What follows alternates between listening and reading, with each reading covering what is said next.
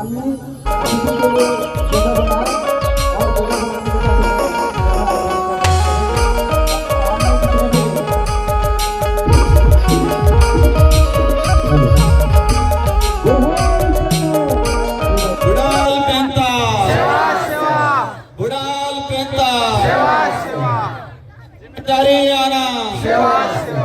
जिम्मेदारी जाना। आप सभी को तहे दिल से जोहार। आज राजस्थान से कोंडागांव, बस्तर, छत्तीसगढ़ 1,500 किलोमीटर दूर से आपने मुझे दिल से आमंत्रित किया और मुझे एक सौभाग्य मिला। और आप सबका जो प्रेम, आप सबका जो स्नेह, आप सबके अंदर एक अपनत्व की भावना ने हमारा दिल जीत लिया है। गोरवाना समाज समन्वय समिति के द्वारा और कार्यक्रम हमारे आदिवासी समुदाय के पुरखों द्वारा इस फसली त्योहार को पूरे देश के अंदर मनाया जाता है। ये कि अलग के अंदर अलग अलग प्रकार, अलग अलग नाम से संबोधित दिया, लेकिन ये जो फसली त्योहार, इसके बारे में जैसे मैंने समझा, मेरे इलाके के अंदर हम भील समूह से आते हैं। आदिवासी समाज का डीएनए, और ये आदिवासी समाज का डीएनए होने की वजह से आदिवासी, और यही आदिवासियत आज आपके बीच में खिंच साथियों, मंच पे विराजमान हमारे समस्त आदिवासी समुदाय के समस्त सामाजिक संगठनों के पदाधिकारी और हमारे बीच में यहाँ के स्थानीय सांसद महोदय, स्थानीय विधायक महोदय भी आए थे। उनका भी मेरी ओर से तहे दिल से सेवा जोहार करना चाहूंगा। साथियों, आप सबके दिमाग में सारे के बारे में समझ रहा था। साथियों, हमारा देश देश में जो पहचाना जाता है, इस देश के प्रधानमंत्री महोदय हो या हमारे देश के राष्ट्रपति महोदय हो, कभी भी विदेश में जाते हैं तो जो मंच पे बुलाया जाता है, मंच पे बुलाने से पहले क्या कहा जाता है कि उस देश के प्रधानमंत्री या राष्ट्रपति महोदय है, जिस देश को महान कहा जाता है।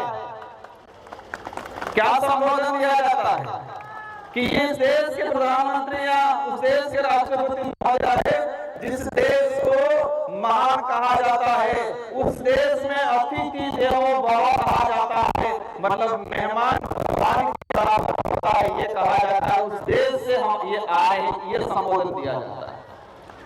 ये संबोधन दिया जाता है कि भारत देश में विविधता होने के बावजूद, अनेक धर्म, अनेक संस्कृति, अनेक जातियां होने के बावजूद भारत देश के अंदर एकता है। को विदेश में संबोधित किया जाता है। साथियों, अतिथि देवो भव हम सरकारी कार्यालयों में देखते हैं, हम सरकारी गाड़ियों के पीछे देखते हैं, सरकार के बड़े बड़े पोस्टरों में लिखा रहता है अतिथि देवो भव। मतलब हमारे गांव में, हमारे जिले में, हमारे देश में जो आया मेहमान, उसको भगवान के बराबर माना जाता है। लेकिन ये शब्द ओनली आदिवासी इलाके के अंदर ही वर्तमान में स्थापित है, आदिवासी समुदाय में भी स्थापित है, क्योंकि आदिवासी समुदाय के अंदर किसी भी गांव में, किसी भी घर में कोई भी अज्ञात व्यक्ति, अनजान व्यक्ति चला जाएगा तो उसको मान सम्मान बिठाया जाएगा, पानी पिलाया जाएगा, चाय पिलाई जाएगी, कोई पहचान नहीं हो, इसके बाद पूछा जाएगा आप कहां से। हमारी जो संस्कृति है, परंपरा है, ये हमारी आइडेंटिटी है। अगर वो आइडेंटिटी नहीं रहेगी तो हमारी पहचान खत्म हो जाएगी, और पहचान खत्म हो जाएगी तो प्रमाण पत्र मिलना भी मुश्किल हो जाएगा, और प्रमाण पत्र मिलना मुश्किल हो गया तो हम अधिकारी नेता बनना भी मुश्किल हो जाएगा। इसलिए हमारी जो संस्कृति है, कई लोग पढ़े लिखे बनने के बाद, अधिकारी नेता बनने के बाद ये कहते हैं कि ये तो पुराने जमाने का काम है। हमारी संस्कृति के बारे में, हमारी पूजा पद्धति के बारे में कुछ लोग तर्क देते हैं कि जमाना बदल गया है, हमको बदलना पड़ेगा, कब तक ऐसे में ऐसे रहोगे, ये कहा जाता है। लेकिन वो उसको उस काबिल कहलाने के लिए और उस काबिल बनाने में संस्कृति का बहुत बड़ा योगदान है। जो व्यक्ति ऊपर जाके ये बोलता है, उसको उस काबिल बनाने में इस संस्कृति का बहुत बड़ा योगदान है। और हमारे आदिवासी समुदाय की संस्कृति, हमारी परंपरा, रीति रिवाज हमारे विकास में कहीं पर भी बाधक नहीं है, वो हमेशा सहायक के रूप में काम करती है। हमारी संस्कृति हमारे विकास में सहायक है, न कि बाधक है। बाधक नहीं है, सहायक है। साथियों, इस देश दुनिया में जो माहौल बना वर्तमान के अंदर, और छत्तीसगढ़ इतना सुंदर इलाका है, भौगोलिक दृष्टि से स्वर्ग है। यहाँ के लोगों का जो व्यवहार है, हमारे समुदाय के अंदर जो प्रेम भावना है, वो अन्य इलाकों से सबसे बढ़िया हमारे यहाँ के लोगों का दिल है, मन साफ है। एक सुंदर छत्तीसगढ़ को पूरे देश में अलग नजरिए से देखा जा रहा है। आज मुझे दुख है इस बात का, एक सुंदर छत्तीसगढ़ जो भौगोलिक दृष्टि से, सांस्कृतिक दृष्टि से, यहाँ के लोगों का व्यवहार, यहाँ के लोगों का प्रेम भाव पूरे देश से बेस्ट है, लेकिन छत्तीसगढ़ को पूरे देश में वर्तमान में एक अलग नजरिए से देखा जाता है। दिल्ली देश की राजधानी में कोई न्यूज छपती है, यहाँ हमारे राजस्थान में, मध्य प्रदेश में कहीं पर भी छत्तीसगढ़ के बारे में सबसे पहले अगर कोई बात आती है तो कोई भी न्यूज छपती है तो एक ही बात बोली जाती है। उस न्यूज में क्या बोला जाता है कि नक्सलाइट इलाका। आज मैं छत्तीसगढ़ आया तो जो आदिवासी समुदाय के विरोधी जो विचारधारा के लोग हैं, वो राजस्थान में भी कह रहे हैं कि राजकुमार रोड नक्सलाइट इलाके में गया है। राजस्थान या किसी भी देश के कोने में ये किसी भी न्यूज़पेपर में आज तक ये नहीं छपा कि छत्तीसगढ़ भौगोलिक दृष्टि से सबसे सुंदर है, वहां पर आदिवासी समुदाय रहता है और आदिवासी समुदाय की एक विशेष पहचान है, एक शानदार कल्चर है। ये कहीं नहीं बताया जाता, बस यही बताया जाता है कि छत्तीसगढ़ खराब है, एक कलंक लगा दिया है। मैं पिछली बार आया था जब विधायक था, मैंने सुना 11-12 साल की बच्ची को नक्सलाइट कह के मारा गया। इस बिंदु में भी लिखा है कि आदिवासी समुदाय को कुछ लोग प्रशासन के सहयोग से इनको बदनाम करके नक्सलाइट का दब्बा लगा के उनको मार दिया जाता है। पिछले 8 महीनों के अंदर छत्तीसगढ़ में 150 के आसपास लोगों को मारा गया है नक्सलाइट के नाम से। मैं ये नहीं कह रहा हूं कि सारे के सारे निर्दोष थे, हैं कुछ लोग गलत, लेकिन इसमें कई ऐसे लोग हैं जो बेचारे निर्दोष हैं। हो रहा है कि नहीं हो रहा है? ये किस लिए हो रहा है? यहां पर मैंने एक चीज देखा, इस इलाके के अंदर कई इलाका ऐसा है जहां पर आदिवासियों की स्थिति कैसी है वो नहीं पता है। आदिवासियों को एजुकेशन मिल रहा है नहीं मिल रहा है वो नहीं पता है। आदिवासियों के गांवों तक सड़क जा रही है वो नहीं पता है। और कई इलाका ऐसा है कि उन इलाकों के अंदर आदिवासी समुदाय के आधार कार्ड भी नहीं बने हैं, वोटर आईडी भी नहीं बने हैं। लेकिन दूसरी ओर छत्तीसगढ़ के एक एक पहाड़ में कौन सा मिनरल है कहां से कोयला निकल रहा है, कहां से आयरन निकल रहा है, कहां से सोना निकल रहा है, ये सारा खंगाल लिया सरकारों ने, लेकिन आदिवासियों की स्थिति के बारे में ज्यादा खंगाला नहीं है। एक एक पहाड़, छत्तीसगढ़ का एक एक इलाके की एक एक मिनरल्स के बारे में सरकार के पास रिपोर्ट है कि इस इलाके में ये आयरन निकलेगा, इस इलाके में सोना निकलेगा, यहाँ पर कोयला निकलेगा, यहाँ पर बॉक्साइट निकलेगा, ये सब आंकड़ा है। लेकिन किस इलाके में आदिवासियों की क्या स्थिति है, ये आंकड़ा सरकारों के पास नहीं है। ये सामाजिक कार्यक्रम है, मैं यहाँ पर राजनीतिक बात नहीं करना चाहूंगा, लेकिन इसमें जो लिखा हुआ है कि आदिवासी समुदाय का विस्थापन, साथियों मैंने देखा पिछले समय में इस देश के अंदर टाइगर प्रोजेक्ट बनाए। 1972 के अंदर एक दलाई सरकार, केंद्र सरकार, और पूरे देश में अभी तक 56 से 57 टाइगर प्रोजेक्ट किए, टाइगर प्रोजेक्ट बनाए, और इसमें से 70 से 80% टाइगर प्रोजेक्ट ओनली फॉर आदिवासी इलाके के अंदर बनाया जा रहा है। अब तक टाइगर प्रोजेक्ट के नाम से पूरे देश के अंदर पिछले जो समय निकला उसके अंदर हम निकाल के देखे तो 5,56,000 आदिवासियों को विस्थापित किया गया टाइगर प्रोजेक्ट के नाम से। आपके यहां पर भी शायद बीजापुर में टाइगर प्रोजेक्ट प्रस्तावित है। इससे चौंकन करने वाली बात, 1972 से लगा के 2021 तक 2.5 लाख आदिवासी विस्थापित हुए, लेकिन 2021 से 2024 तक मात्र 4 साल के अंदर 3 लाख लोग विस्थापित हुए, 3 लाख लोग विस्थापित किए गए टाइगर प्रोजेक्ट के नाम से। यहां पर माइनिंग होता है दबा के। हम देश के विकास में बाधक नहीं हैं, लेकिन जो विकास आदिवासियों का नाश करके किया जाता है वो विकास हमारी नजर में गलत है।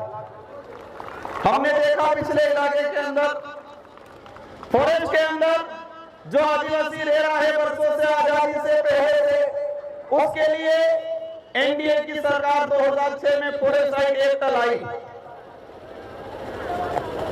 लेकिन छत्तीसगढ़ का ही मैंने आंकड़ा निकाला, पिछले 5 साल के अंदर 100 से 200 हेक्टेयर जमीन भी फॉरेस्ट राइट एक्ट के तहत आवंटन नहीं किया गया। लेकिन पूरे देश में वन विभाग की 18,982 हेक्टेयर जमीन प्राइवेट कंपनियों को दी। कितने? 18,982 हेक्टेयर जमीन प्राइवेट कंपनियों को फॉरेस्ट की जमीन दी गई। लेकिन एक बेचारा गरीब आदमी जो आजादी से पहले वन विभाग में रह रहा है, वो आज भी पट्टों के लिए तरस रहा है। आपके छत्तीसगढ़ के अंदर भी पिछले 5 साल के अंदर 2280 हेक्टेयर जमीन फॉरेस्ट की प्राइवेट कंपनियों को दिया गया, लेकिन छत्तीसगढ़ का आदिवासी समुदाय को 200-300 हेक्टेयर भी आज तक कितना चाहिए? उस आदमी को रहने के लिए 1 या 2 बीघा चाहिए, लेकिन वो भी आज तक नहीं मिल पाया। साथियों, ये लड़ाई लंबी है, ये लड़ाई राजनीतिक करने की भी नहीं है। ये लड़ाई जो हमारे पुरखे लड़के गए, हम बिरसा मुंडा जी को याद करते हैं, गुंडादेव बाबा को याद करते हैं, तिलका मांझी को याद करते हैं। उन लोगों ने जल जंगल जमीन की लड़ाई लड़ी। हाँ, जल जंगल जमीन का नारा जरूर लगा लेते हैं, लेकिन जल जंगल जमीन को उजाड़ कौन रहा है उसके बारे में आज भी अनभिज्ञ है। हमने देखा छत्तीसगढ़ के अंदर बड़ी बड़ी कंपनियां आई, आप सभी आंदोलन करते हो क्योंकि आपकी जमीन हड़पी जाती है, आपको विस्थापित होना पड़ा है। एक रिसर्च कंपनी का डाटा आया कि देश के अंदर जो आदिवासी समुदाय है, इसमें से 70% आदिवासी अपने जीवन काल में एक बार विस्थापित होता है। अपने जीवन काल में 100-150 साल के अंदर आदिवासी समुदाय एक बार विस्थापित होता है, एक सर्वे रिपोर्ट आई। साथियों, हम विरोध करते हैं, आंदोलन करते हैं, लेकिन हमें यह भी ध्यान रखना है कि छत्तीसगढ़ इलाके के अंदर जो माइनिंग कंपनियां हैं, बड़ी बड़ी कंपनियां हैं, उस कंपनियों से चुनाव के दौरान इलेक्ट्रॉनिक बोर्ड के रूप में कौन पार्टियां चंदा ले रही है, उस पे भी जाना पड़ेगा। हमारा बेचारा भोला भाला आदिवासी समुदाय क्या समझेगा इलेक्ट्रॉनिक बोर्ड? चुनाव के दौरान इलेक्ट्रॉनिक बोर्ड लीगली चंदा लिया जाता है। छत्तीसगढ़ के इलाके में माइनिंग करने वाली अधिकतर कंपनियों ने चुनाव के दौरान इलेक्ट्रॉनिक बोर्ड मतलब चंदा दिया, करोड़ों रुपयों में 700-800 करोड़ के आसपास चंदा दिया गया। अब ये हमारा भोला भाला समाज कैसे समझे? साथियों, नारायणपुर के अंदर थल सेना का मैं आया, मुझे जानकारी मिली, मैंने न्यूज़पेपर में पढ़ा था। हम सेना का सम्मान करते हैं, जितना आदिवासी समुदाय देश की आजादी में लड़ा है, जो शहीद हुआ है, जो आज तक जो शहीद हुए हैं उनसे कई गुना है, हम सम्मान करते हैं। लेकिन आदिवासी समुदाय के अंदर सेना के प्रति गलत भावना लाने का काम वर्तमान में किया जा रहा है। वो भावना कैसे आएगी? क्योंकि आदिवासियों की जमीन सड़क के अगर सेना के कैंप लगाएंगे, थल सेना को यहाँ पर जो कैंप रेंज लगाया जा रहा है, तो आदिवासी और सेना के बीच में टकराव वाली स्थिति पैदा होगी। पैसा एक्ट में प्रावधान है, शेड्यूल 5 में प्रावधान है कि 5वीं अनुसूची अंतर्गत आदिवासियों की जमीन न सरकार ले सकती है, न ही कोई गैर आदिवासी व्यक्ति ले सकता है। ये किसमें प्रावधान है?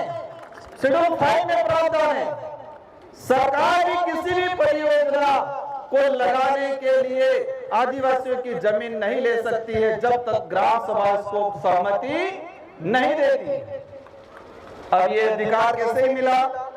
5वीं अनुसूची के अंदर ये अधिकार कैसे मिला हमको? किसी ने दान में दिया क्या? ये हमारे पुरखों ने लड़ा, अंग्रेजों से लोहा लिया, अपनी जान गंवाई। इसके बाद अंग्रेजों ने और संविधान निर्माताओं ने विचार किया कि ये समुदाय हजारों सालों से जल जंगल की जमीन की लड़ाई लड़ता आ रहा है, इसलिए उनको विशेष प्रावधान देना पड़ेगा ताकि आने वाले समय में जल जंगल जमीन नहीं उजाड़ी जाए। इसलिए 5वीं अनुसूची का प्रावधान किया गया। लेकिन आज ये नहीं हो रहा है। पैसा एक्ट की पालना नहीं हो रही है, शेड्यूल 5 के प्रावधान की पालना नहीं हो रही है। बिना सहमति के हर जगह पे मैं हरदेव गया था, जिसमें जब विधायक था, वहां पर जाके देखा फर्जी ग्राम सभा बना दिया गया। सरपंच को, ग्राम पंचायत के लोगों को पता ही नहीं है, फर्जी ग्राम सभा बना दिया गया। इस तरह की जो गतिविधियां हो रही है, इस मंच पे विराजमान सामाजिक संगठन और सभी पार्टियों के पदाधिकारियों से मेरा अनुरोध है कि हम जिस समाज का सर्टिफिकेट लगा के इस लेवल तक आए हैं, उसका कर्ज अदा करने का आपको काम करना है आने वाले समय में। हम चाहते हैं हमारे देश का विकास हो, हम भी चाहते हैं हमारा देश विश्व में सबसे बड़ी ताकतवर शक्ति बने, लेकिन आदिवासियों को खत्म करके उसको ताकतवर शक्ति नहीं बना सकते हम लोग। साथियों, लंबे समय से हमारे इस इलाके के अंदर देखा गया है फर्जी प्रमाण पत्र वाला।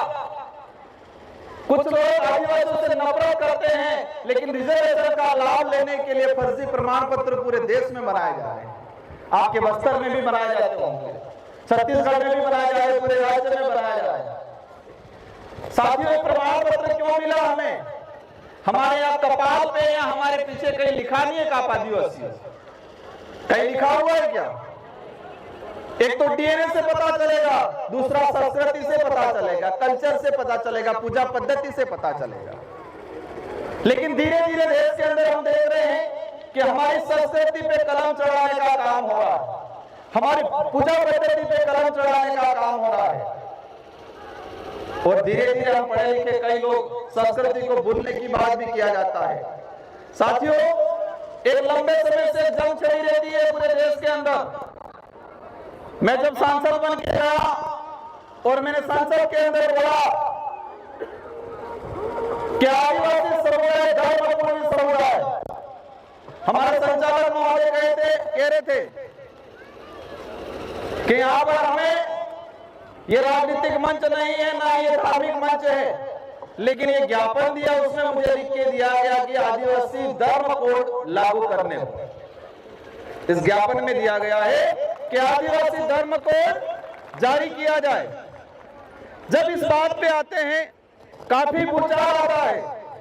क्यों समस्या आ रही है? पता नहीं, माइक भी साथ नहीं दे रहा है। डर गया पूरा माइक ही आपको लग रहा है। साथियों, मैं आज घुमा इस बस्तर इलाके के अंदर कोंडागांव में। मैंने सभी धर्मों को नजदीक से देखा है, सभी धर्म की धार्मिक परंपरा को भी देखा है। जैन धर्म की परंपरा को देखा, हिंदू धर्म की परंपरा को देखा, ईसाई धर्म की परंपरा को देखा है, बौद्ध धर्म की परंपरा को देखा है। लेकिन आदिवासी समुदाय की धर्म परंपरा, भक्ति परंपरा, हमारी पूजा पद्धति किसी भी धर्म से मेल नहीं खाती। इसीलिए अपनी आइडेंटिटी को लेके पूरा देश का आदिवासियों का अलग से धर्म कोड की मांग कर रहे हैं। क्या इस बात में आप सभी सहमत हो? पक्का? कौन सहमत नहीं है? सहमत कौन नहीं है? सब सहमत हैं। कुछ लोग हाई कोर्ट गए, सुप्रीम कोर्ट गए और वहां मैनेज होके वो मामला आज भी सुप्रीम कोर्ट में अटका हुआ है।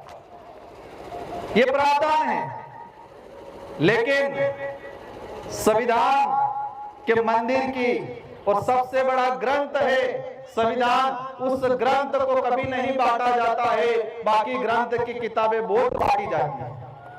तो हमें संविधान के ग्रंथ है, उस ग्रंथ को समझना है, उस ग्रंथ को बांटना है, उसको ग्रहण करना है और उसमें हमारे क्या अधिकार हैं, उस अधिकार को समझना है। ये हम सबकी जिम्मेदारी है। हमने तो जिंदगी निकाल ली, आप सब भी निकाल लेंगे। आप भी संघर्ष कर रहे हो, हम भी संघर्ष कर रहे हैं, नेता बन के कर रहे हैं, पता नहीं कब क्या हो जाए। लेकिन हम आने वाली पीढ़ी को क्या लेके जा रहे हैं? आप में आया, आपने पूजा पद्धति करवाई, हमारे पूर्वजों का आपने फूल माला पहनवाई मेरे से। क्यों पहनवाई? क्योंकि ये लोग हमारे लिए लड़ मर के गए, हमारे लिए जमीन निकाल के गए, हमारे अधिकार दिला के गए, इसलिए हम अगरबत्ती दिया पूजा पद्धति कर रहे नहीं कर रहे?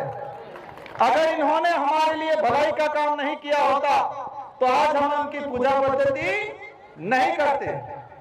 और हम जो कर रहे हैं आज, हम आवश्यकता वाली भौतिक सुख सुविधा वाली जिंदगी जी के अधिकार खत्म करने वाले लोगों के साथ खड़े रह रहे हैं। तो आने वाले 30, 40, 50 साल बाद हमारी पीढ़ी जब जंगल जमीन से बाहर हो जाएगी, उनसे छीन लिया जाएगा, रिजर्वेशन खत्म हो जाएगा, पहचान खत्म हो जाएगी, उनकी धार्मिक व्यवस्था खत्म हो जाएगी, तब 50 साल बाद हमारी जो पीढ़ी है, हमारा अगरबत्ती दिया नहीं करेगी। वो करेगी, अपनी पूजा पद्धति करेगी, पूजा पाठ करेगी, क्योंकि हम तो हमारे अधिकार जो है वो खत्म करके जा रहे हैं।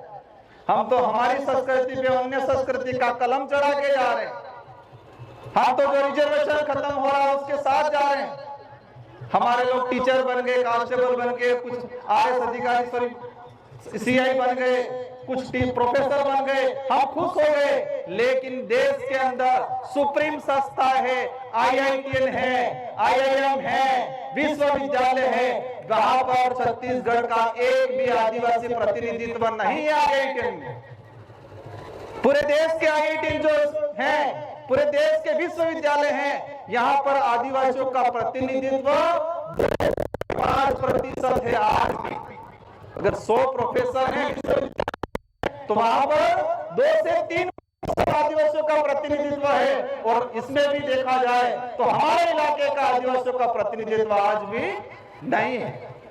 इसलिए साथियों, मेरा आज आने का उद्देश्य यह है कि हमारे अंदर जागरूकता है, हम हमारे अधिकारों को पहचाने, हमारा दुश्मन कौन है उनको पहचाने और दुश्मन से लड़े।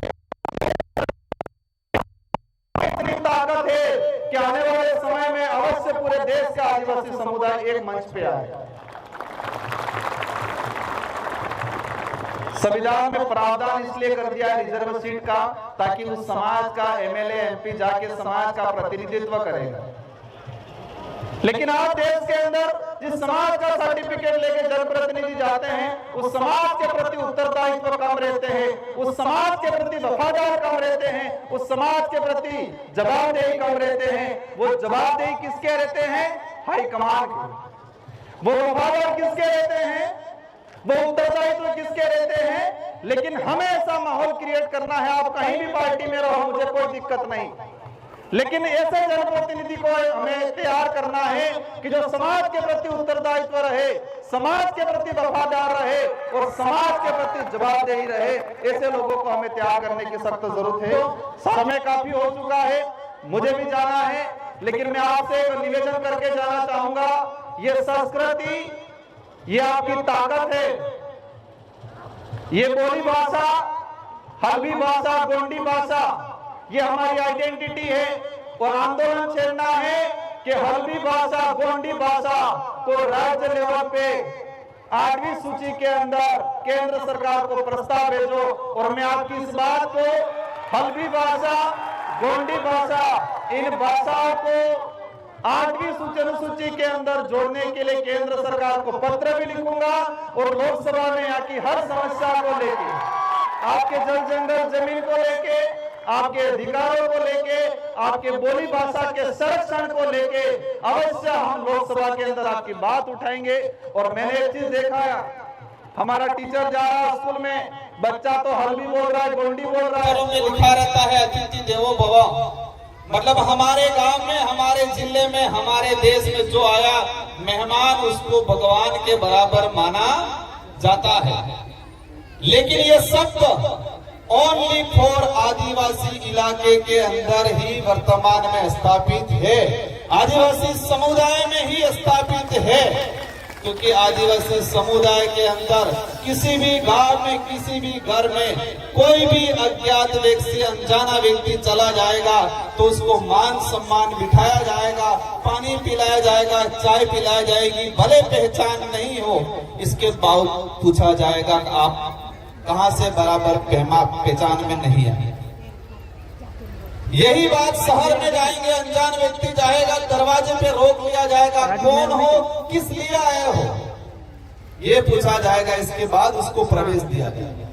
तो अतिथि देवो जो भव शब्द है, वो कहीं न कहीं आदिवासी समुदाय की संस्कृति, समुदाय के रीति रिवाज और आदिवासी समुदाय के अंदर जिस तरह से हमारे अतिथि को आज एक देवो भव शब्द के संबोधन के जो अन्याय हुआ है उसको समझने की जरूरत है। इन्हीं शब्दों के साथ मंचासीन अतिथि, सारी हमारी नारी शक्ति, सारी महिलाएं, पुरुषों और सारे हमारे आदिवासी समुदाय के युवा साथियों को धन्यवाद। और एक बात अंत में और कहना चाहूंगा कि हमारे अंदर आदिवासियत होनी चाहिए।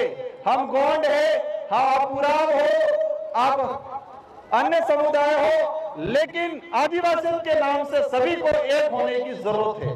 अगर देश लेवल पे हमें हमारे समुदाय को आत्मनिर्भर बनाना है तो इन्हीं शब्दों के साथ आप सबको धन्यवाद। मैं भले राजस्थान से सांसद हूँ, लेकिन छत्तीसगढ़ की, बस्तर की कोई भी बात आएगी, हम लोग राजस्थान के अंदर आंदोलन करेंगे और देश की संसद के अंदर भी आपकी बात को उठाएंगे। इन्हीं शब्दों के साथ आप सबको धन्यवाद, आभार। जय जोहार, जय भारत, जय संविधान, जय जोहार का नारा है, जय जोहार का नारा है, बुढ़ान बेदा, बुढ़ान बेदा। आप सबको आभार। जय जोहार, सेवा जोहार।